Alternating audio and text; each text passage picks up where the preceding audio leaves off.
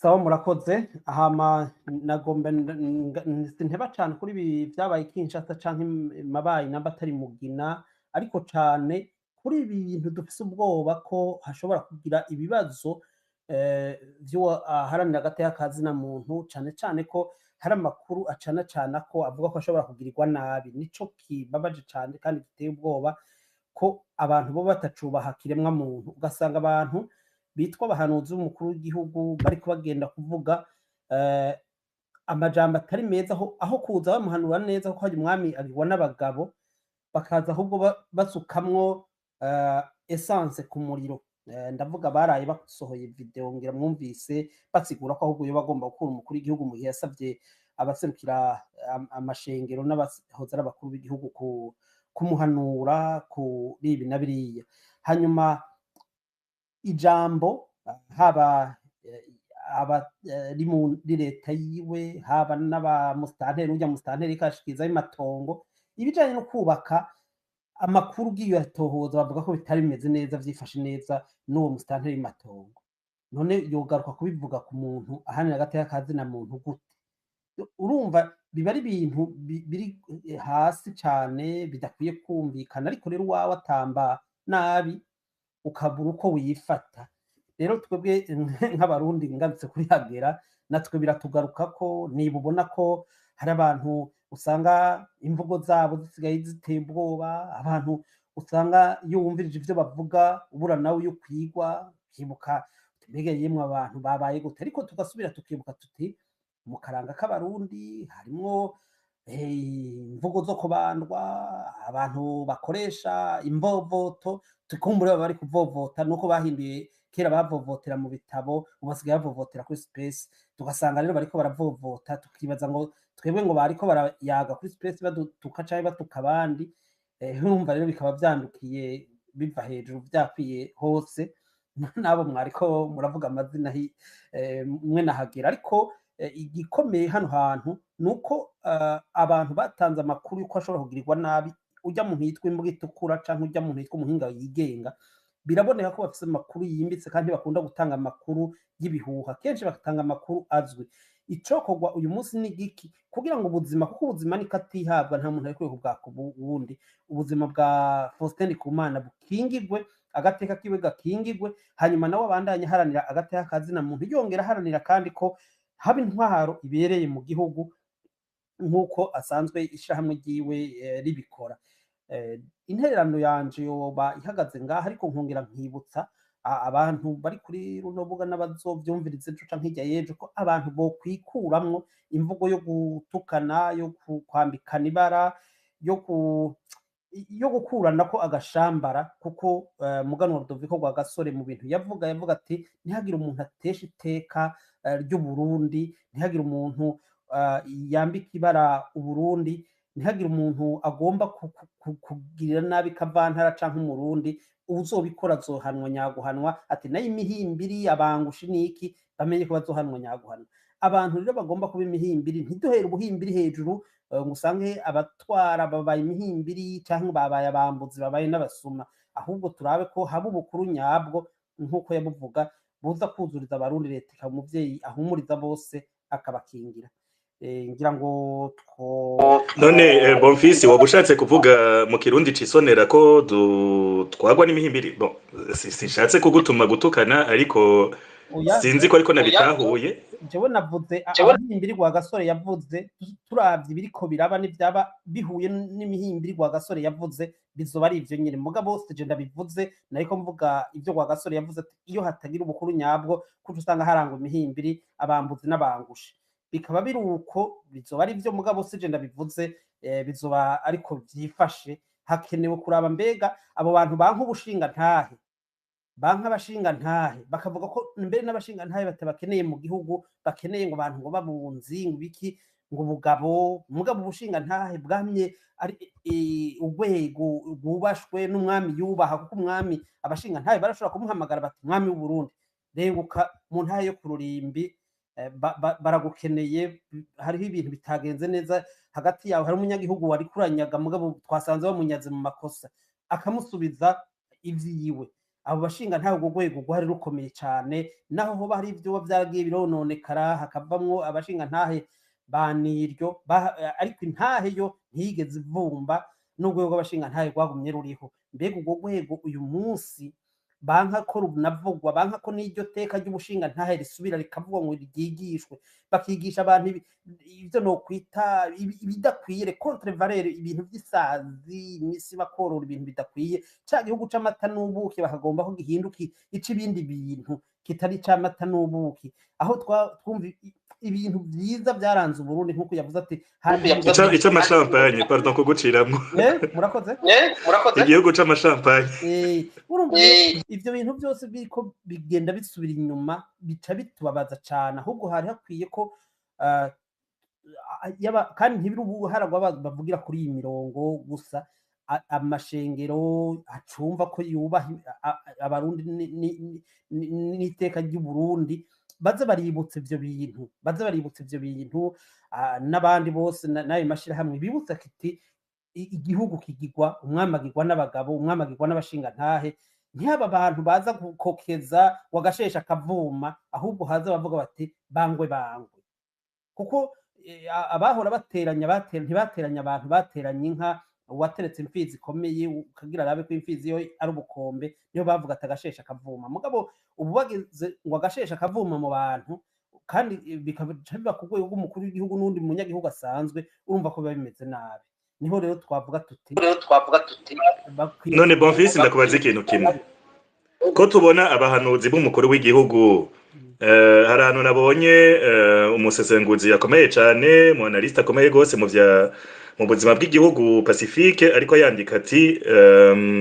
umuhanuzi mubi burya aruta umurozi ni je pense ni proverbe ikomeye cyane gose mu Burundi umuhanuzi spirituel wa Neva ariwe Mbayahaga yavuze ati Faustin ameze nk'umubu sinzi gituma bakunda imibu isazi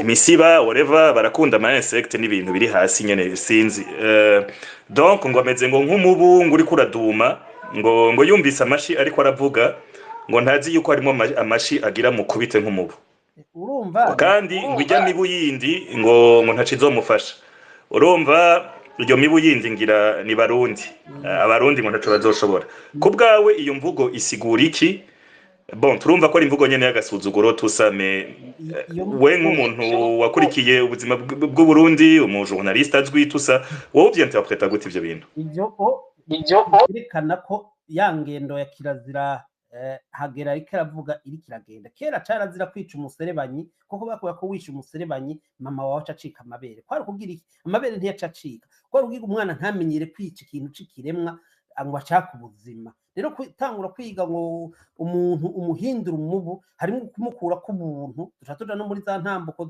zigenda ku bwicanyi buhava bushikira no mwihonya bwo gukura ku muntu buntu ukamwita umubu ubuhejeje kumutanga kumudezimaniza kubatavyumva neza bamukure ku buntu bamwita inyamaswa bamwita umubu bakoma amashi hamba umene yaba umubu canke igihere bacice kuko kishobora kugira nabi umuntu uhejeje kwerekana ko agakoko kabi umubu uraryana ugatera malaria no kuvuga ijambo avuga ry'uko ubutare buriko buribwa ko hari ibintu bitareka bigenda neza abari wa mubu uryana ugatera malaria rero bawukubitupfe niho navuze nti aya makuru yose abantu bayakurikirane burya ntihagira akantu kavuga ngo agapfuye kabazwa ivu namwifurije gupfa dusaba Imana ntibinabe ariko tuvuge tuti yamara bangwe semerera abo hakurya bumve nabo hakuno bumve hanyuma Faustin Kumana ubuzima bwe bukingirwe n'undi murundi wese bukingirwe kuko nta numwe akeneye kuba nyagupfa canke nyagukira muri burya Burundi hanyuma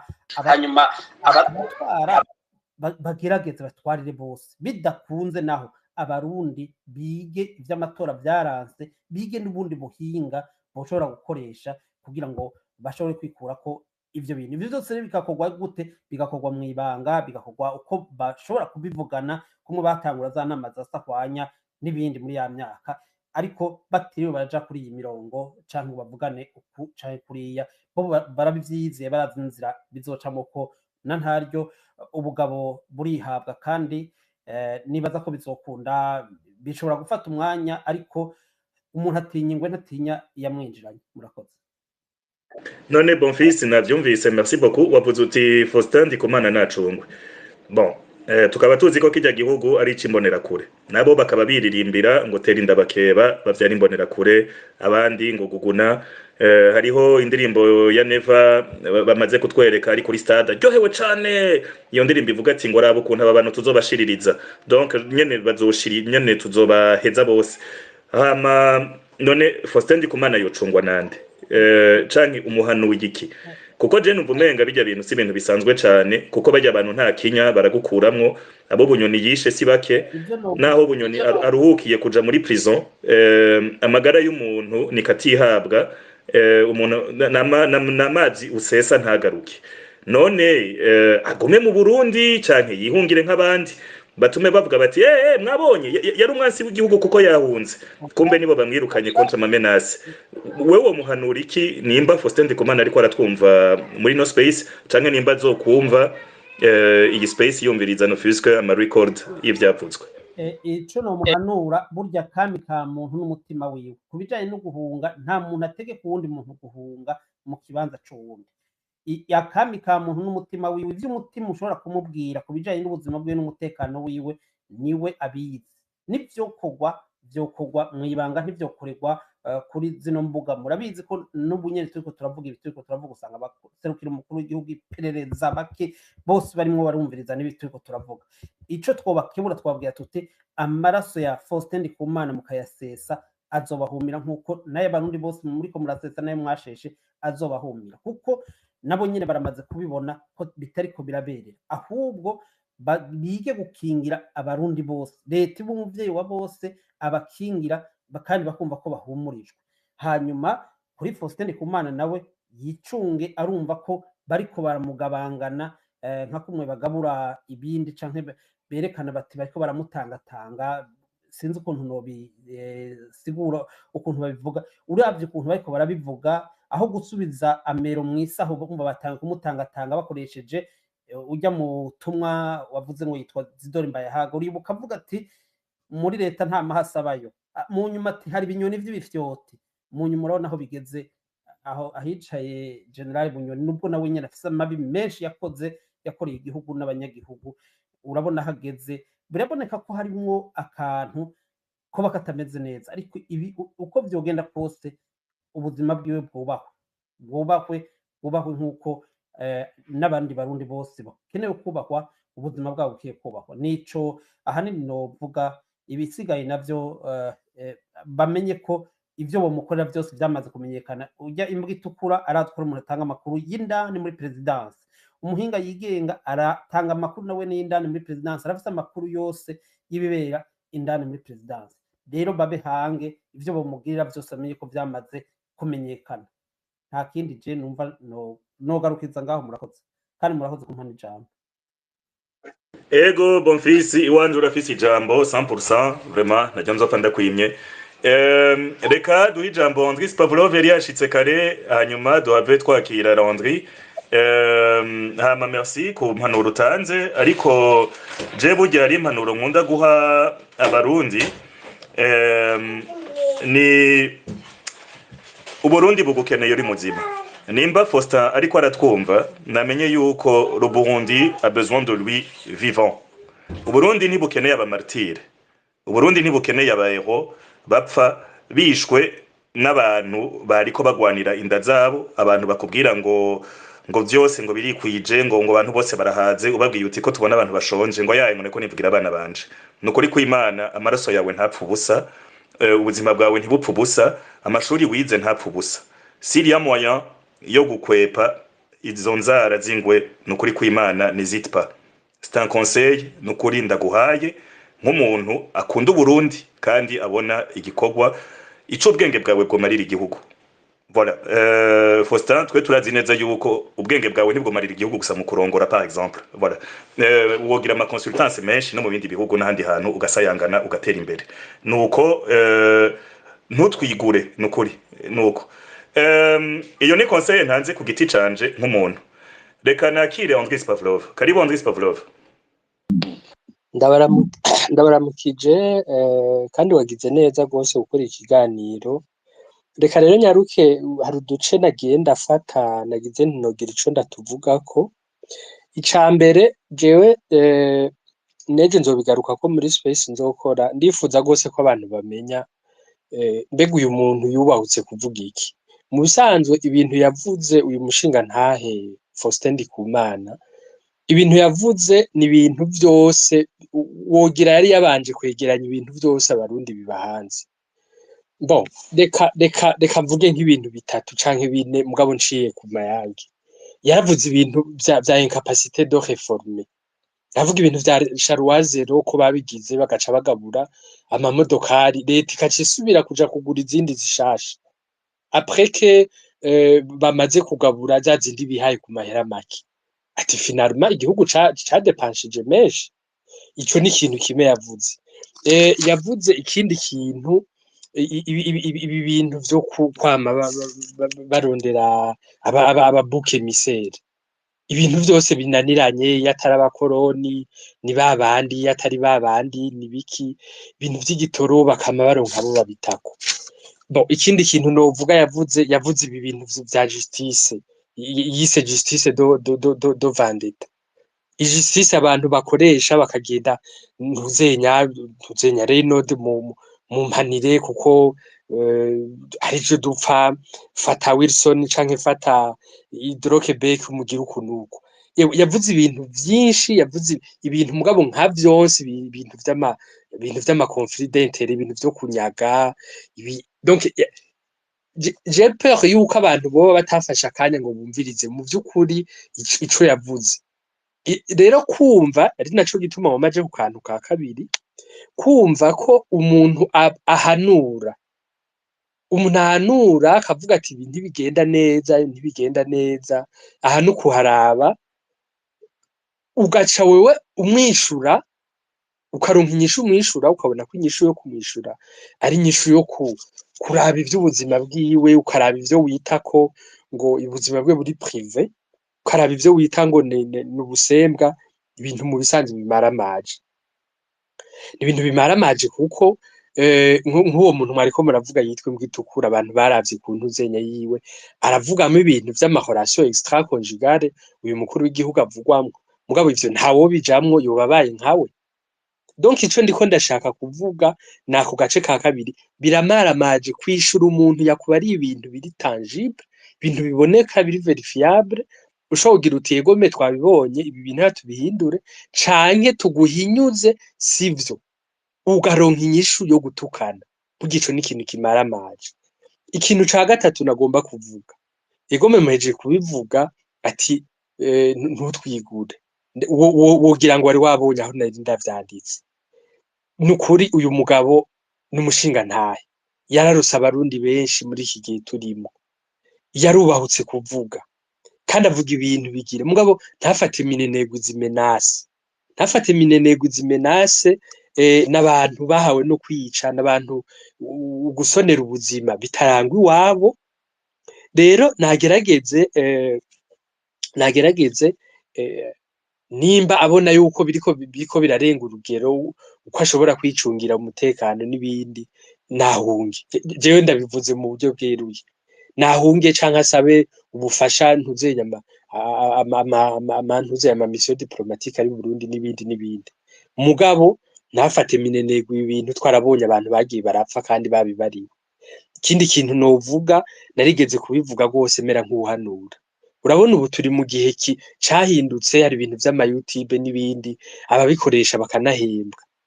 Nigeze kuvuga uyu mujene yitwa Gaël n'abandi, hari n'igihe baha ijambo abantu kuva nk'umunani nahaza ibintu vya genocide yakorewe abatutsi akabinirahaza, abo n'abantu bunya baronka ntuzenya ijambo mu mashene y'u Burundi. Bajene nimba uri kuhiga iyo dolari 100, 1000 canke angahe, koresha ico bita akanyamwuga na gato. Hariho ibintu bitavugwa, hariho ibintu bidahabwa ni gwere, hariho ibintu bitari protégé par ibi bintu vyo gusohora ntuzenya vya free speech. kirazira kujanirana n'ibije vyose. Hanyuma ikindi kintu nagomba kuvuga kigira kane, jewe nca nibaza ahubwo abarundi ingene ubu tumeze, kuki abandi batavuga? Reka nshime yuko izi za Fokode bazifuse, zari Giteka bazirukanye, reka ndabifate gutyo, bo baravugira hanze bakavuga. None ko mu Burundi dufise ayandi ma organisation ari ivyitwa we ton frère, donc hari ibindi vyitwa homme en détresse n'ibindi amashirahamwe araba ama droit des enfants. Kuki badafata akanya ngo nabo bavuge bati vyari vyo vyose uyu mushinga nta ibintu yaravuze nivyo, kuko numwe muri bo nimba vy'ukuri bariko baja hamwe, hariho za rikome n'ibindi. Ibi bintu rero vyo kutavuga burya CNDD-FDD nivyo nyene yifuza, yogora duhure. Ibi bintu vyo kuvuga ngo kirazira kuvuga ibitagenda neza, futavuze. Abarundi bariko bicwa n'inzara, bariko bagira iki? Yewe muri ivyo bintu uyu mushinga ntaye yavuze ibintu vya abajene b'u Burundi bariko baraherera hanze, kandi murazi ko ibice birenga 70% vy'abarundi bahari ubu n'abarundi bari munsi y'imyaka 35. Ni ukuvuga Uburundi mu bisanzwe nta buhari, nta munakibona ntuzenya, nta munakibona ubukiriro mu Burundi. Reka nje ku kindi kintu aho nico narimvuye, rofeti ko abandi nabo baca binumira ntibavuge, bituma nabo abasendede bagira bati bwa bundi uwubahutse kuvuga niwe yagize, niwe yaturengeye. Mugabo abantu bubahutse bakavuga bitagenda bakagira ibi bintu, reka kuvuga mugabo ejo ikizovamo ntuzobura ukibona. Ava yuko mpeza ikindi kintu nagomba kuvuga, je nagomba nsabe gose abantu bari Burundi ijukira ibi biganiro, naho wofu muvyumviriza uri mu cumbi wawe, mugabo wumvirize ko hari abandi bantu bakivuga. Fumukoresha anonymous, fumureka kuvuga, fumureka kwandika, mugabo wumvirize uko abantu bavuga, kuko uko bimera kose sinibaza ko ari organisation izokoranya abantu bati ngo duhurire munsi y'igiti hajya mu Kamenge, hajya mu Ngagara, hajya mu Ntuzi. Byo vyose hariho igice kinini c'ubukiro bw'u Burundi buzova kuri ibi bintu. Ijukira kuvuga, tinyuka, kandi nturinde gusaba approbation y'umuntu n'umwe. Memere grano, memere grad dufise muri societe bacu. Ubushize mu ntihanya yavuga ati kera abantu bibaza ngo nakara uyo yarabibona, nakara bibona, muga finalma nabo bibaza ko abandi babibona. Hari ikintu uyu mushinga ntaye yaravuze gikomeye c'abashinga ntaye. Abashinga ntaye ni urwego donc ubushinga ntaye n'abarundi ubwabo ntushobora kubufuta, niko turemwe. N'umuntu muzima, umuntu avuze ijambo batanitaye ko ngo babaze bati oya yaratiwe ntiyatiwe, abantu baravugana mu matwi bati batujya mu n'umushinga ntaye batanamuzi. Ni kuvuga ubushinga ntaye buturimwo. Abantu rero vrema babashinga ntaye ni bubahuke bavuge. Hanyuma hari umuntu yarabajije ibintu vy'abahanuzi. Abahanuzi sinzi ko ari Wilson yabivuze, uzurabe ku kibuga c'indege abantu reka bari muri ubwo butegetsi bose barushanwa ingene bunama, ingene bakubita ibipfukamiro, sinokubwira ingene berekana ingene bamukunda n'ibindi. Ariko ejo nanye ndatanga akarorero k'uyu muntu yitwa Origi, sinzi Origi quelque chose atwara Gabo. Hari foto kandi uwo yigira yo partage nayihize ndayibura, ariko arafata amategeko ahabwa na ari Bongo, former president. Yari yunamye bona yanapfukamye ari umuntu w'umusirikare, mbwa ntivyabujije ko bukeye bwaho amuhirika akamufungira umugore akagira iki. Donc ico shatse kuvuga ni iki, bategetsi, umuhanuzi ni uguhanura akakubwira egome, akamushimagiza nivyo kuvyiza wakoze, mugabo ni n'uyu muntu akubarira ati yewe ahantu siho, ibi bintu ico vyovamo ni ibi n'ibi. Naye aba batanguranwa kunama no kubaririmba, aba bantu jewe nanye ndabagereranya n'aba bantu bahenze Inkuru Nziza. Sindi umuhinga mu vyo kwemera, mugabo je mpora nibaza ko yoba gihari yataja kwita muri vya troisième manda. umuntu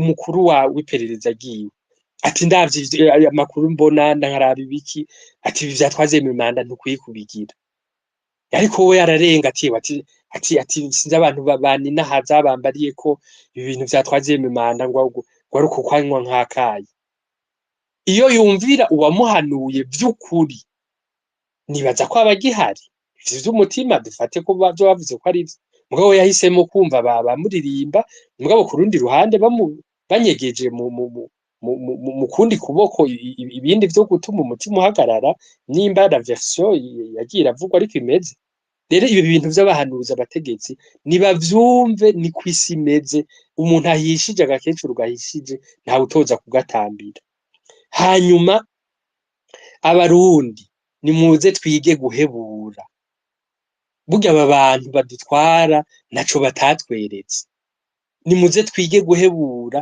jewe vraiment mugabo je mutskize niko je ndabibona nama ntangara numvise umuntu agira ico asaba abasende umuntu agira ico asaba peut-être ngira nuko ari bo baganje mugabo kugira ico usaba CNDD-FDD je mpora ndavyita rimwe rimwe ko ari nko kwijandajandira aba bantu naco batatweretse burya ivyo bashoboye ni ibinyene ivyo bashoboye ni ivyo kwigira victime ivyo bashoboye ni ivyo kurondera ivyo bita ama escape route ukavuga uti nta gitoro akaca avuga ati aho twavuye ati bya bindi ukumva ni ivyo bashoboye nibi ahubwo abarundi ni twebwe two kwiyumvira kandi vrema tuve mu ibi bintu vyo kwama tuvuga ngo hari umuntu byari twari turavugana kuva gitangura n'umuntu banovuga ko akomeye yazwi kuva gitangura yaguma avuga buyoya yarabana ariko mushinga ntahe buyoya nivyo yoba yaragize rere yarihenda mu buzima bw'umuntu nukugwa no kuvyuka nukugwa no kuvyuka none ubu ko twamaze kwa gushikirwa n'iryo bara tugume twidoga foko twiyumvira ikindi kintu gikurikira yewe imbere yuko rero mpeza reka mvuga iki kintu burya abarundi turagoye kandi tudahindutse ngo tuve ubwa mbere mu bintu vyuko n'abantu basangiye amagorwa bifuza guhiga umukuru muri bo ati umukuru wabanya kugorwa ati ni jewe ndabivuze mu buryo bw'akarorero nako bwo kugereranya ibi bintu vyuko usanga n'abantu bahunze ico basangiye ari uko CNDD hamwe yo bakubita ijisho bose yo bahitana mugabo bashika imbere batiyo batinije n'umukuru nega ndavyitegura bakagerageza guhambana ibi bintu mutabihevye barundi abarundi ibi bintu tutabihevye vyo guhiga ubukuru mu bintu vyose n'ibitagira umutwe n'amaguru ibi bintu ico bizodushikanako tuzoba tukibona jewe ngoma ndabaha akarorero kuri ico kintu mvuze nongera mvuga kuri ibi bintu bimushinga ntaye yavuze ati ntiwigire martyr jewe par hasard kiswa umuntu yarampamagaye 2021 canke 22 gutyo no bigereranye ati ngo tujana ahantu kuri Anterema imuramvya nasanze ari Anterema y'umuvyeyi wa uyu yari vice president wa Ricom n'umuntu yitangiye abarundi reka ndabivuga uko arashira hanze ibintu abantu ngira ngo bari gukora ko bagasha bakanuma mugabo Moyirawuze yaravuze kandi washaka abantu imyaka waramvye 80 waramba gose ijana burya nibisanzwe ugeranje n'imyaka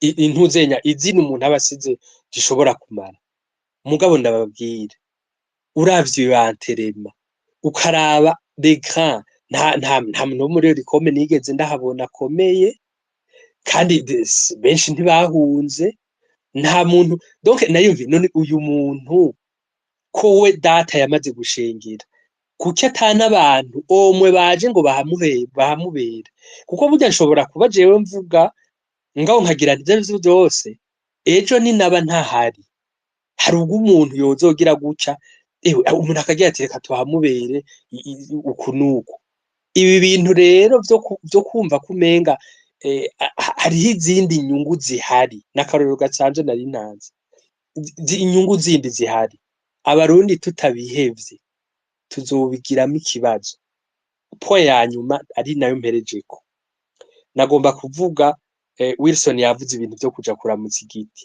ho ndababwire burya aba bategetsi dufise n'abantu egome bavuye mu ishamba mugabo n'abantu bemera ibintu vy'ibintazi ubunya utembereye mu gisagara ahantu henshi hari handitse bijya ngo ubumwe bikorwa amajambere comme devise y'igihugu ndabwire ko ari ibintu bahinduye bidaciye muri referendum ntibice hehe ntibice muri decret presidentiel canke ministeriel canke ahandi hose byo bica mugabo henshi handitse ngo Imana Uburundi abagabo benga ibintu nk'ivyo mugabo abantu babizi bakubarira ko ari ibintu biva ku bintu vy'amangetengete no kuraguza n'ibindi bijya byose byo kuja guhiga ntuzenya ibisigarira vy'umwami n'ibindi sinobija musi twaramutse tuvuga rero kumva umuntu aja kuramutsa igiti petetre ko ari ibintu by'intuza ati nagera hanze ugaruka ndagushimira hanyuma le président de la république ko bishika akanywa kayoga akaburirwa jewe vraiment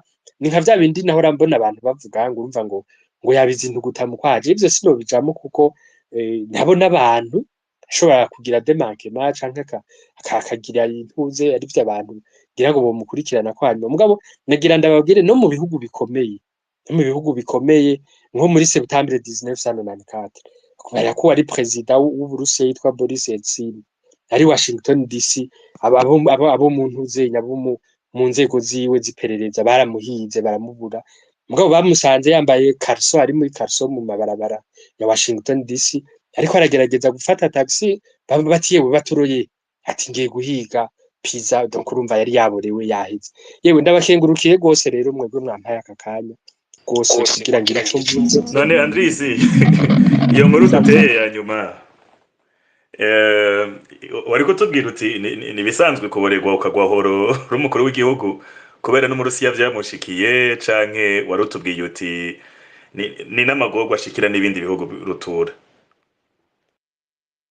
bo jewe co narishatse gusa kuvuga nti ivyo wonye birababaje nkuko uyu Boris Yeltsin ico gihe bashaka ari karamera nk'uhamba Burusiya uraza abantu bariko baja mu bihugu cyariko kimera nk'igihugu abantu batagishikana meme ntuzenya idolari rimwe ku munsi ryo gufungura mugabe ivyo sivyo twoteba ko cane nkaho umenga ni kibazo rwose giteye ubwoba gusumba ibi vy'abantu banyuruzwa gusumba ibi vy'amafaranga yibwa amenya gusumba ibi vy'igihugu kitagira imiti n'ibindi mugabo murantunga cari cimviro canje ego ndagutahura cane c'est vrai kuvuga uti ibi bintu vy'ukwanwa ntivyari kuturazishinga ariko reka ndabasigurire igituma jewe ariyo sujet nahisemwo sinzi ko mu mwari mubizi canke ko mumaze kuraba amadocumentere kuri izo sujet hariho ukuntu abadagi igihe bagira deuxième guerre mondiale ya Hitler yari afise umuganga yamuprescriva cocaïne abandi baba prescriva héroïne pure kuko à l'époque ntizari bwabe interdit ntizari bwabe prohibé nk'ubu urushe baraguprescriva bien bakagutera coke mu mubiri ce qui fait yuko igihe abadagi bagwana intambara y'isi yose bari drogué si vous voulez nzoba partager documentaire ngaha kuri Twitter canke handi hariho hose mwipfuza yerekana état mental état major y'Ubudagi yarimwo byari bikoko vyibereye ngaho bari abantu nta bwoba dubahisemwo kwataka isi yose bon bien évidemment bihera nabi kuko urumva nshatse kubabwira yuko bajya abana baba SS imbonera kure za kijya gihe z'abadagi bajya ba SS bari drogue barabaha barabadopa muri make ntimwibaze entre ko ari bo bonyene n'abanyamerika hari ikindi kintu hari indi miti batanga bavuga ngo niyo kubafasha kuresista amashamba n'ibiki ngo kutaruha ariko navyo nyene byari nk'ibintu bimeze nk'ibidroge baha abantu kugira ntibate morale ntibadibukigwe ntibadeprime ibintu nk'ivyoya so gutwagwa n'umuntu yama yirenza champagne muvyemera mutavyemera ubu nyene tuko turabona ingaruka zavyo igitoro nacifatiye mu ntoki cabuze genda mworore imisiba genda mworore isazi na ngizi kamyo ziragiye tuzoronka 50,000 milliards de dollars avuye muri iki kinogo co mu Kirundo muriko muriyumvira iryo jambo 50 000 milliards de dollars. Oh, naronse 6 millions de dollars. Nagize calcul il y a entre 50 000 milliards de dollars na 6 millions de dollars. Quelle est la différence? Ni plus de 8 millions de fois. 2 fois 8 millions time. Anyway, nimba mudashaka kumva qu'il y a une corrélation directe entre gutwagwa nabi bigezaha aho tuvuga tuti barundi twakosheje iki kumana kugira dutwagwe nabi bigezaha. Mutumva yuko udutwaye ari kubera yuzuye inzoga. Aho oya nimba mutariko murabona corrélation, je ndayibona vrai d'où le titre coup de gifle Kinshasa. Bagerageje kuvuga ngo tuvuga insaku. Sinsaku les amis. Nababwiye guerre mondiale yabaye créée pas créée mais provoquée. Non mon type qui était sous coque. Un ancien caporal allemand. Urumva. Donc ubu umutipe agenda Kinshasa, je pense 2023 yaragiye Kinshasa. Aravuga ngo azotera Kigali, ngo azohindura le pouvoir. Est-ce qu'il l'a dit ari muzima? Ko iki mutigera mwipoze ma question. D'où le sujet du space. Kuri jewe ça a toute son importance. Ngira ndabibutse ikindi kintu. Kera president Domitien atwara Burundi barigeze kumubaza ati mbega wowe ntutinya izo blende zabo batutsi. Acavuga ati sintinya na blende sintinya n'umututsi. Ntinya ico bashize mu mutwe w'uyitwaye. C'est le plus important. Ariko yiyumvira iki? Kuko bamushizemo ibiyide bibi arashobora kundasa, bamushizemo amayide meza ashobora gukorera igihugu. Izo nzoga ejo ndabonye ari umuntu yanditse kuri Twitter yitwa Muhanuzi, yanditse ati inzoga ni nkura mu mubindi ndagukure mu bantu. Izo nzoga yamayirenza ziriko zimukura mu bantu. Ijambo ryiwe unabiravye agiye kugira amadiskuru hagati mu gihugu ngo abanyagihugu basigaye bamukwepa. Sinzi si ils ont déjà réalisé qu'ils sont en train de parler avec un alcoolique, canke un sourard, canke tout simplement ko bamaze kwibwira ati toute façon uyu muntu ibintu avuga nta sens bifise. Nimba mudashobora kumva yuko biririye nuko yamayirenza inzoga, franchement les amis, ngira muzoteba mu bitahure, yego canke mwe muzontabuza ibindi bintu bindi birenze. Landry ijambo ni gwawe karibu. Yes, Renaud mwiriwe. Mwiriwe karibu cyane. Yego turakumva neza. Murakoze cyane kuri space wateguye na bamaze kuvuga. Nibaza ko bashikirije byinshi kandi biri bihwanye n'ibi wadupropose kuganira kuri uno munsi. Nayiko niyumvira ari umwe yavuze Mengali Bonfils umugani wankoze ko personnellement yavuze ati uwawe atamba nabi ukabura uko wifata. Rero iyo murabyumva namwe naza ko twese turi abarundi canke tumva ico bisigura. Uwawe iyo bimugoye ubura uko wifata nyene ugwa mu gahundwe cyane bigize rero umuntu yitwa ko ari umwubaho canke asonerwa. Bice bituma rero kuyumvira ku migani y'ikirundi kumbure umuntu yoshobora gusangiza n'abaturi kumwe ngaha kugira ngo yaba wihanura yihanura wisubira ko yisubira ko canke ahanurwe. Kuko burya murabizi mu migani ya basokuru na basokuruza harimwo ubwenge bwinshi n'impanuro, kandi niyo byatuma n'Uburundi Burundi n'abarundi tuba abarundi kandi tukitwara neza mu bintu byinshi. Mu mugani wa mbere wanje mu mutwe n'umwe uvuga ngo inda ndende ihumira indya, kandi ngo aho wavuye ntiyakuva inyuma. Barongera ngo ubwabo bw'umugabo nibwo buryo bwiwe.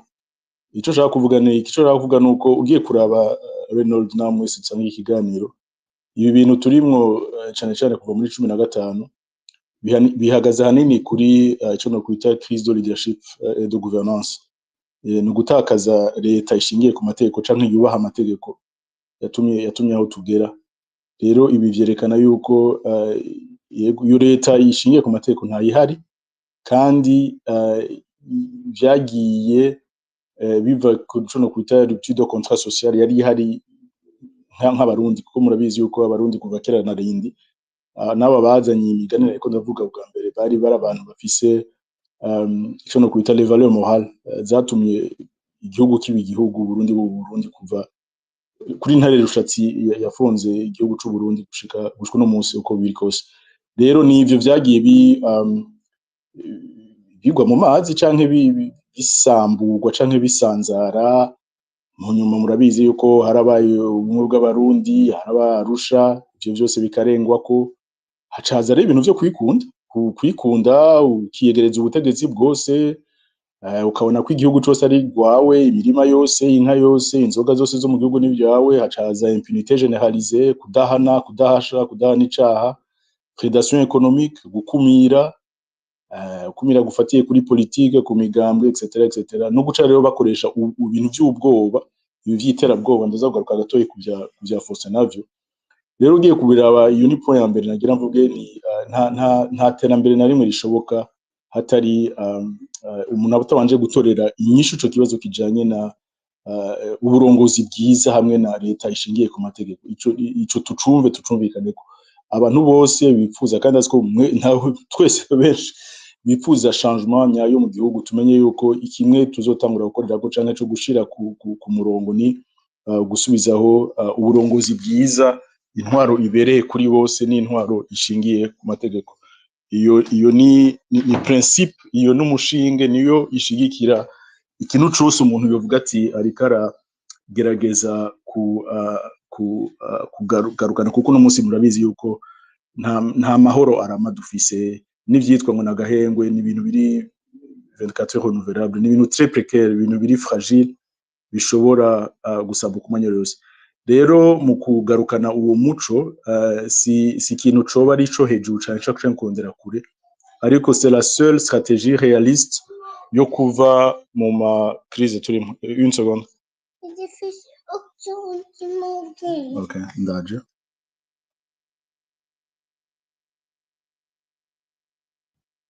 Muramubarira gato. Oya nashida, ego. Right. Nako rero nti ibi bintu byo kwigisha leadership, gouvernance, état de droit, bitegezwa kuri jewe, bitegezwa kuba à tous les niveaux, n'icyumviro canje. Kandi ici c'est pas une option, c'est une obligation. Ni ivyandi bavuga ngo karahara mu ruganda ntibacura, kandi ibi bikaba hose ntaho gusiba. Ko no munsi bayivuze n'abandi bayivuze, na wa undi yavuze ati watamba nabi. Birababaje kubona ko umuntu ari mu kibanza gikomeye cubahwa, ikibanza cyo hejuru cyane, usanga ubona umenga ibi turiko turavuga swati ntabyo yigishijwe, ntabyazi, ntavyatahura. Rero leadership au sommet de l'État, kera hariyo ikintu citwa ENA, sinzi ko kikihari, École nationale d'administration, sinzi ko kikihari, kugira ngo abantu abayicamwo canke les futurs cadres b'igihugu bashobore kuronka ivyo bintu basique. Donc les connaissances basiques muri leadership éthique na bonne gouvernance, kugira ngo bashobore bagiye no mu mabanga. Kandi utezo kubura umukuru w'igihugu kugira ngo ibintu bimenye, witwa umushikiranganje, umushinga amateka, mu directeur, mu gouverneur, mu stanner, bakabiraba yuko abitwa ko les cadres batezo kuba bafise un minimum de formation muri leadership. Hama bakara icya kabiri, bakaraba yuko umenga ni Faustin akunda kubivuga hamwe na Olicom, ibintu vy'amatungo. Kuko abantu benshi mu gihugu cacu babura yuko gushika dans les postes de responsabilité ni ikintu umuntu aca akoresha kugira ngo agire ente ashike ku butunzi démesuré. Nico gituma umuntu benshi yageze kuvuga ibintu bijanye n'amatungo yabo, barakora ko bagasha. Uwabivuga nawe malheureusement tukabona bariko baramutera imyampi myinshi ngo yabavuze. Kandi ugiye kuraba, naragize space umengaraze l'autre semaine na pani yiheze, seko turavuga ati umuhinga nka Faustin aragira ivyigwa vyiwe, aragira ubushakashatsi, akaronka icegeranyo, akabishikiriza. Hama rero yabishikiriza ni kugira ari uko nyine yabivuze, ari mu muhamagaro wiwe nk'umu activiste aharanira iki, aharanira bonne gouvernance, transparence économique n'ibindi. Rero umuhinga yo yashikirije icegeranyo ciwe canke ivyo yashoboye kubona, nta kosa na rito yaba yakoze. Cyo kimwe nuko bavuga ati umuganga iyo ugiye kwa muganga akagupima, agasohora iradio yakoze iyo wavunise ukuguru canke umugongo canke ahandi, akakwereka ati wewe rero naka aha ni ugwaye, kandi kugira uzokire ngiyi imiti ndaguhaye. Nta muntu je ndabona arakarira muganga ngo ivyo bintu nguzo urambwira ngo jewe kandi wewe muganga ngo wambara amarori ngo atabona cyangwa ivyuma byanyu ntibikora neza. Oya, umuganga yatanze igicapo ciwe canke expertise yiwe yakoze ni ku neza yawe. Rero nta numwe arataka muganga ija kubwiye urabikurikiza à la lettre, ni ku neza yawe yaba yabikoze. Ako karagaciyemo kubijanye na ibijya bintu by'amatake bagirira Faustin cyo kimwe n'abandi ba activiste bose, abantu bose kurumva bo bari mu muhamagaro wabo nivyo bakora, kandi ntushobora kubanumya. Bo bashobora kubikora mu bihugu canke babikorera mu gihugu, ariko bategerezwa kubandanya. Ni nk'abasadere doti, ni nk'abaki bajya bose mubona bafise, umwe arafise en tout cas appel yiwe canke domaine wakoreramo, bari mu kazi kiwe. Kandi nitwa badushaka kubaka igihugu nyagihugu, tutahure usi igikorwa société civile ikora, nivyo bajejwe, nivyo bakora. Niba nawe badatahure ico société civile kunikora, barashobora kuja mu vyigwa bagasubira gasigurirwa, comme ça ntibabibone comme des attaques personnelles. Voilà, ngarutse kuri ibyo neko ndavuga rero n'ivyo kwigisha leadership bitegezwe kuba à tous les niveaux. Navuze ni au niveau y'abakadre bo hejuru, au niveau local et communautaire, ku mitumba. Umenga ni Andris yariko aravuga ibintu bijanye n'ubushinga ntahe, c'est très important. No munsi malheureusement murabona ko ubucanga nawe umenga bwarafuswe cyane ntubucemegwa, ariko birababaje ko mu bushinga ntahe harimo za valeur nayiko ndavuga kiyo fondé la nation burundaise. Turakeneye ikintu bita retour aux sources, nous devons retourner au commencement iyo twavuye. Gutera imbere mu gutakaza imico n'akaranga canke indangagaciro twari dufise, ariko tumenye tuje kumbure byose si byiza 100% mugabo harimo 80-90% byoshobora kutwoka bikadukomeza, kuko nivyo bitugira unique nk'abarundi. Rero mu bushinga ntanya baze ko harimo beaucoup de valeur zofatikwa ko kugira ngo iyi notion de leadership de gouvernance itahugwe de façon transversale kuva hejuru gushika hasi. Tutibagiye rero n'abajeune abitwa abajeune canke biyumva ko akiri bato, nabo nyene c'est très important ko bavyigishwa muri primaire, muri secondaire. Iyo habaye revision y'ama curriculum bigisha education civique, leadership ikajamo, niho tuba turiko turategura Burundi nyabwo bwo mu mwaka imbere. Abantu rero bajejwe aussi abanyamadini, abandi barabi by'akaranga, nabo nyene bo vyinsista ko cyane kugira ngo ibintu bifashe bien sûr tibagenda société civile. Icanyuma rero novuga kugira sinda barambire fise nakanya gato sosoir mbabarire, nuko wabaje ikibazo ngati est-ce que Faustin serait-il un futur martyr? Ari mugam ngisoda riho bavuga ngo un bon soldat c'est un soldat vivant. Et umusoda mwiza n'umusoda muzima, umusoda riho mu activiste mwiza nihaza ko ico nyene. Nibaza ko Burundi turafise abamartire bakwiye, twarabonye malheureusement byarashitse haboneka benshi bahitanwa kubera ico bemera nico baharanira. Nitwogera ko rongo twongere ko Faustin umu activiste mwiza n'umu activiste muzima, abishoboye yo ushobora gukinjura akinjure, yo ushobora kuraba aho baragenda abikore, canke nyamba byo batari byo naho babibeshutse. Kuko naraguye mu gahundwe jo mwijoro numvise ikiganiro caciye kuri ari YouTube channel sinyuka, aho witwa Mbaye Haga Eric aravuga ibintu bisuzuguritse cyane, kuri bisuzuguritse bitari iby'agaciro, bibabaje. Mugabo umuntu ugiye kuraba comment ce monsieur a évolué, n'umuntu afite un discours extrêmement provocateur. Renaud sinzi ko murayibona, sinzi je ne sais pas qui il est, qui représente muri société burundaise, ariko n'umuntu tanto afite casquette y'umukozi w'Imana, tanto y'umu analyste géopolitique, tanto y'umu directeur au nature. Mugabo la façon dont aza gupresenter ibintu nibaza ko ntari kara contribuer mu kuzana ituze no mu kuzana itekane mu Barundi, ahubwo n'umuntu menga ashaka gushira ku muriro. Sinzi rero wewe objectif afisemo, sinzi inyunga ibishifisemo, kuko non plus si réellement c'est un serviteur de Dieu, sinibaza ko ijya mvuga ari yo mvugo ibereye comme apôtre kuza gushikiriza ku ma réseaux sociaux. Rero Faustin nakomere, abandi bose bamushigikire, hama bibaye ngombwa akinjure, kuko n'abandi bakinjuye suko bari moins brave que lui, ils avaient leur raison de le faire.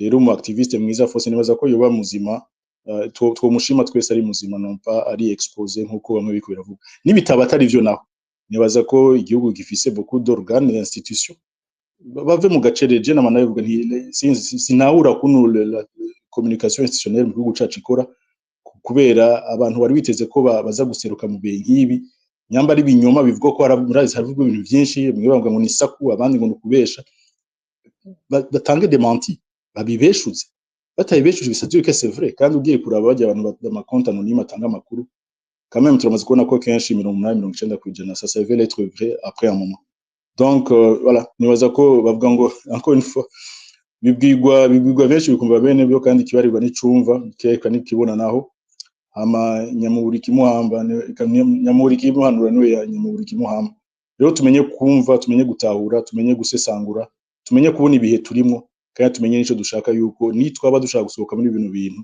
igihe kigeze kwigisha ikintu kijanye n'uburongozi la bonne gouvernance l'état de droit nkuko umugani watari umugani yabivuze ahatagira ubutegetsi bwiza ahatagira uburongozi bwiza ntihagira iteka ntihagira itekano irabaje ko ari turi murakoze Renaud. Ego merci beaucoup Landry kutwibutsa yuko Faustin yavuze nk'umuganga avuga nk'umuteknicien muganga akubwiye ati fata imiti giruku ntuco utangura kuvuga ngo ntiwarongoye ngo ibiki nibiki oya kuko ntumurusha expertise. Merci beaucoup kutwibutsa ico kintu vraiment. Je ndasubiriyemo kandi Faustin Neva yaramwitukiye ku mugaragaro aramwifatira d'ailleurs agenda aho yavutse muri commune yavutsemo abari hamutukira il a même insinué ko kutarongora kwiwe sinzi franchement abantu il faut pas gufata ibintu minenegwe je ndibuka hariho umunsi umwe twagiye ahantu bita Kinigi mu Rwanda hafi ya hajya bagira amagoriye hama mudamu umwe yatwakiriye aratubwira ati ngaha harabaye genocide aratubwira nyene ukuntu vyagenze en fait reko ndamubaza nti none iyi hoteli wayironse gute est-ce que tu as hérité nibiki ateka donc abi wabo nka bose barapfuye niwe bisigaranye ndamubaza vyagenze gute en fait arambwira ati les signes zari zihari ababanyi baraduprevena abantu barabitubwira atariko abantu ntibavyumva ntibanavyemera abantu bavyumva uko nk'umugani hama vyabaye yivo babifata nk'iblague donc nshatse kuvuga iki Faustin Neva aramututse ku mugaragaro kera urabona ko bahora bazana imigambi naronse ikinogo co mu Kirundo tugira tworore inkwavu bagatanga inkwavu 30 bakubisemwe amamiliyoni angahe ndifatiye igitoro kigeze Dar es Salaam kiri muri nimbatari Gitega kirabitswe muri stock muduge mu gitore ariko buhageze igihe batangura kumubwira ati we nararavye akabare kawe kandi ufise compte Luxembourg hanyuma bambaye ahaga batanguye kumubwira ati uri sazi no urumubu ati ngaza urava tukumena tuguturitse n'amashi hanyuma iyo mibu yindi ntaci zoshobora les amis je sinzi ama preuve umuntu abakeneye ukuntu angana pour tirer les conclusions qui vont de soi. Ego Landry, tu avais quelque chose? Landry wadugeje ukuboko karibu. Nashaka kugira conclusion mvuga nti ugiye kuraba urabivuze kandi encore une fois on n'a pas besoin de nouvelles preuves ntukeneye ibintu byo guconvaincre byo kwerekana ibindi abarundi twebwe nyene nitwe tuzotunganya igihugu cacu ikintu dukeneye n'aba leader kandi aba leader twumvikane kuvuga president vice president abashikiranganje n'ibiki aba leader ni mwebwe barundi kazi muri nga muri ko muranyumviriza tumenye siziko nibaza gutahinduye hari utubwira ati zino space zirimo le futur quoi responsable b'igihugu yego nico gituma ndiko ndazigira nico gituma nazitanguye malgré amatake y'abantu benshi nta nizo nzohagarara je narababwiye narabonekewe en fait orazi bako yanje ndi umuntu asenga cyane naho ntaguma ndabiririmba hasi hejuru narabonekewe imbere yuko ntangura ibintu by'ama space no kubwira ko ni itegeko ry'Imana naronse ku Mana gutangura ama space kugira habe education ku ba futur leader du pays ubundi je navuga cyane ku ma Facebook n'ibiki naje kuri Twitter ndibaza mfise 176 followers ndibaza kera ntangura ndatangura ama space kandi nubu ndi convaincu et d'ailleurs uravye intera ama space yafashe nuko iki kintu harimo ukuboko kw'Imana nuko tubandanye ushana en fait ni byo nyanagira mvuge ni ari yagiye tuvuga bino bintu abantu bakibaza ko abalideri ari abantu bazova kure ari abantu bazova kuri Mars canke kuri planète Venus na Saturne oya abalideri ni mwebwe ni honorable ni Jean Pierre ni ndiko ndabona amazina ngaha make na Yafande ni Lewis ni Bakina etc ni mwebwe ni jewe ni mwebwe ariko mukenera gutahura yuko guhagarika ubwoba kuko ubwoba bwaratewe muri twe bwaratewe mu Barundi kwikura mu bwoba umuntu yumvise umuhamagaro wabonekewe nka Renault cyangwa ufise yindi talent c'est pas moi expertise iciyumviro ingo ngaha ko twarose umura tuvugira ko tuvuge shikiriza iciyumviro abarundi tuve mu bwoba none tumenye ko tugeze kwiyubaka we uravuze ikintu uravuze ni Hydro-Québec uravuze ikintu kiza ariko mbabare kandi Renault nihaye ijambo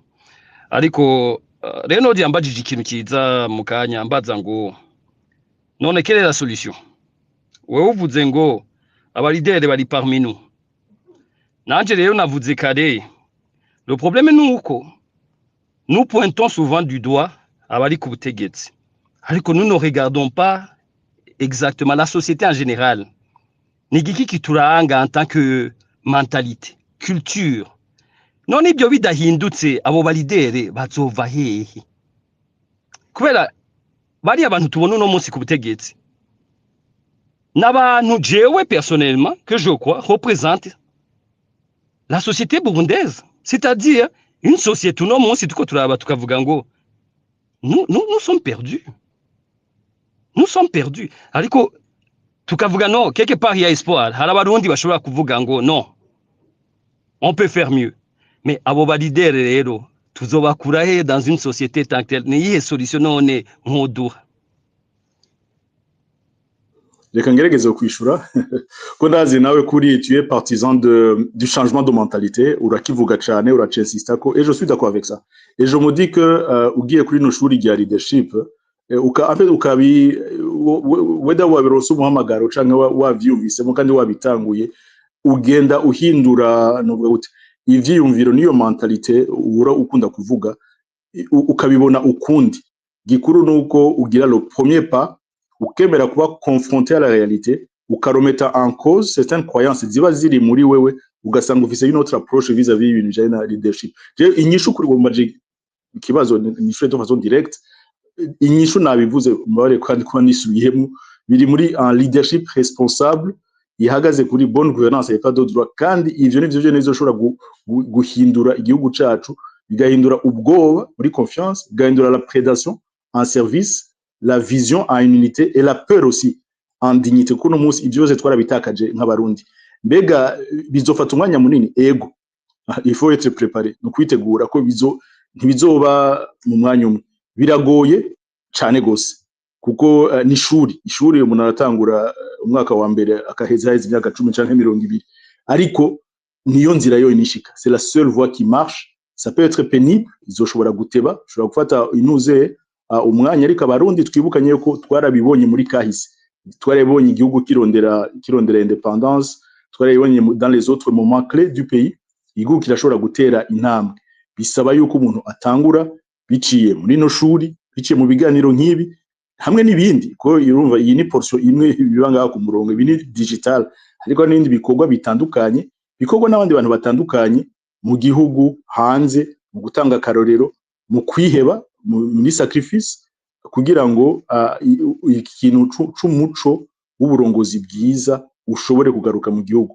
na cyane habi ikintu cyo bita le refus collectif de tolérance n'ikintu kibi mumbabarire nitabe umuntu ngari karando murakoze nibaza ko navuze l'essentiel ijoro ryiza mwese murakoze yego merci Landry ku muco waduhaye reka twakire Nkongoro karibu Nkongoro oui merci waje fashe ijambo ndatukura numvise muri ko muravuga mwavuze byinshi ariko numvise nko kwikabusha kuri Foster ko Foster nubwo benshi ngo arababona ko iby'igihugu byarangiye tugeze habi sevre bwa Foster jari mu bantu iyo bavuze numva ko finaloma igihugu kiracafise abagabo Burundi buracariho je Burundi nifuza nubwo abantu nkaba Faustin nubwo abantu bafite ivyumviro nkaba Faustin rero nkavuga nti turafise ingorane n'ivyo mu burongozi twenyene twabigizeho n'ibindi bihugu byahaciye bon sinobijamwo benshi batanze ivyiyumviro vyiza cane ariko nanje hari akantu kanteye ubwoba kenshi nari mpunze kumva Faustin avuga Imana kuvuga ngo ibintu ngo ni umuhamagaro w'Imana nari mpunze kumwumva avuga ibintu tekinike rero jewe nk'umukunzi we n'abandi bari ngaho nibaza ko nemeranya n'abavuga bati ibintu bishobora kuba birimo ikintu kitari ciza rero nshatse gushira hano nanje ijwi kugira ngo abo bariko baramwifuriza inabi bamenye ko hari abantu benshi babona ko atari mu bihe vyiza kugira naho vyoshika ahanini tuba dukeneye kubabwira ati mukoze kuri Faustin vous engagez la lutte vous engagez le combat pour tout ce monde là bashigikiye ivyiyumviro vyiwe niyo ntererano yanje nokora muri iki gihe nico nomuha Faustin ya rero abandi ntaco nobasaba kuko ivyo bakora bikoze imyaka myinshi kandi babikora babizi murakoze murumva ko abana ariko barangora sinobandanya misiri yayi ku ciyumviro ciza no ku bantu niyumviye muti reka ibintu ntibirengane gutyo merci Ego, merci beaucoup. Hama nibutsa abantu yuko CNDD-FDD canke abantu nyene bari au pouvoir kenshi barakunda gukoresha une stratégie bita accusation en miroir iyo uriko urapointa du doigt intwaro mbi kugira justement abanyagihugu bimobilize iyo ntwaro mbi bayikureho aho ndiko mvuga jewe ku bwanje n'abandi hariho nk'umuntu acaza kugupointa du doigt nkaho umenga c'est toi le problème non iyo ntwaro mbi niyo problème hagera ndagutakambye ntusubire kubwira abashitsi banje ngo nimwisuzume nimwebwe ngorane ngo ni twese ni muri rusangi nkabijya bakunda kuvuga ngo abarundi twese twaricanye oya hishe Adolphe hishe nyene ba Kazungu barishe nta jewe nishe nta wewe wishe rero tureke kuza turapointa du doigt la victime mu gaslightinga nkaho umenga niwe yakreye izo ngorane no iryambuho ni never ni intwaro yiwe nibo bisha igihugu champagne zabaye nyinshi cyane ngo zizobica ni wahaze ni wavuga ngo igihe yaragwaye kwashi ngo abandi bari bahaze nkaho umenga ni turu yuko abandi bagwara kwashi nawe agahaga c'est pas ingorane si y'abarundi nuko niwe yiba amadevise twarumvise abantu bahora bakorana na Neva uwitwa Emmanuel Ndereyimana je pense avuga ati iyo Neva afashe indege hari gihe ahora atwara amadevise yose muri berbe ngo yicura kudeta nkaho umenga ofeti ico yohomba conyene habaye kudeta nayo amadevise gusa cagenda yatwaye kugira komeshe aboza ngo baje gutwara igihugu basangere kese ziri vide donc non arrêtez de gaslighter abarundi muba pointa du doigt bibarigorewe ngo nibo ngorane kumbe ingorane ari leadership y'igihugu cacu je tenais à préciser ça ko batwumva hama ndabisubiriyemwo Landry yabimbajije ego iki kikogwa c'ama space nagitanguye vraiment nk'umuhamagaro mwana ashaka kera ndabitangura je pense ko nene nasavye Jones amfashe kugira space genre azohora yihostinga jewe ntanga sujet ainsi de suite mais harageze igenda vyitangurana kandi ndashima Imana ko abantu benshi batanguye kuvyijukira Focode iravyijukira Bandrisi baravyijukira Wilson ewana aratesana za bafukure ni vyiza ko aya ma space ariko arakangura abantu ni vyiza cane gose ni gikorwa kiva ku Mana reka duave du clôtura donc sinzi si je dois lire tous les messages z'abantu hari izitwenza n'ibiki hari izituma twiyumvira bref anyway Wilson as-tu un mot à nous partager?